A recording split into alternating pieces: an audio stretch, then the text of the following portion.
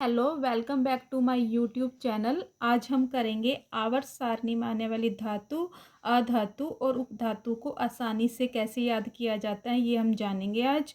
सबसे पहले हम करेंगे आवर्त सारणी में कुल कितने तत्व हैं। 118 धातु हैं, 92 अधातु हैं, 22 और उपधातु हैं 7।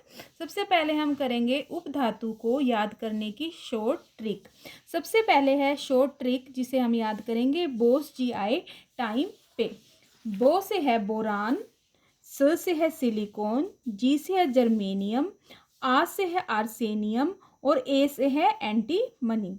टाइम से है टेल्यूरियम और पे से है पोलोनियम। तो आपको ये शॉर्ट ट्रिक याद करनी है बोस जी आए टाइम पे। इससे आप सारी सात की सात उपधातु हैं आसानी से याद कर लेंगे।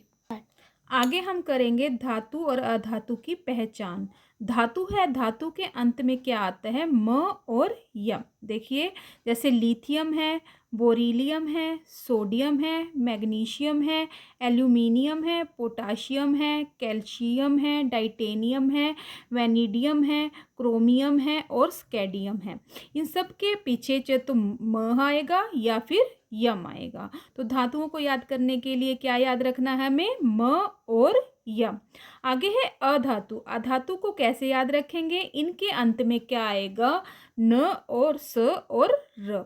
अब देखो कार्बन है, नाइट्रोजन है, हाइड्रोजन है, ऑक्सीजन है, आयोडीन है, क्लोरीन है, फास्फोरस है, सल्फर है, आर्गन है और नियान है। इन सब के अंत में क्या आता है, न स या र। लेकिन एक अपवाद भी है। अपवाद में क्या है, हीलियम है। अब इसके पीछे क्या आ रहा है, यम। तो हमने धातुओं में म और यम किया था, लेकिन आपको अपवाद के रूप में क्या याद रखना है, हीलियम। तो इसी प्रकार से धातुओं के अंत में आएगा म और यम और अधातु के अंत में आएगा न स और र। अब आपने किया था उपधातु। उपधातु के लिए शॉर्ट ट्रिक थी ही बोस जी आए टाइम पे। इसके लिए आपको ये याद रखना है बोस जी आए टाइम पे। और कुछ ध्यान रखने योग्य बातें हैं। जो आवर्त सारणी है उसका जनक किसको माना जाता है, द्विमंत्री मेंडलीव को इसका जनक माना जाता है। अब जो जे अक्षर है ना, ये आवर्त सारणी है, जो जे अक्षर है पूरी आवर्त सारणी में कहीं पर भी नहीं आता। आगे है ब्रोमीन और पारा है, जो दो ऐसे तत्व हैं जो कमरे के तापमान पर तरल अवस्था में पाए जाते हैं।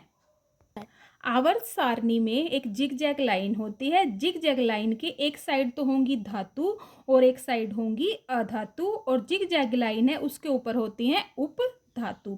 एक साइड तो होंगे ऑक्सीजन, नाइट्रोजन वगैरह, और एक साइड होंगे हमारे सोना, चांदी, इस तरह की धातुएं होती हैं। और उपधातु किसके ऊपर होती हैं, उस जिग जैग लाइन के ऊपर होती हैं। तो इसी प्रकार से आप धातु, अधातु और उपधातु को आसानी से याद कर सकते हैं। Okay, bye bye. बोलो खाटू नरेश की जय।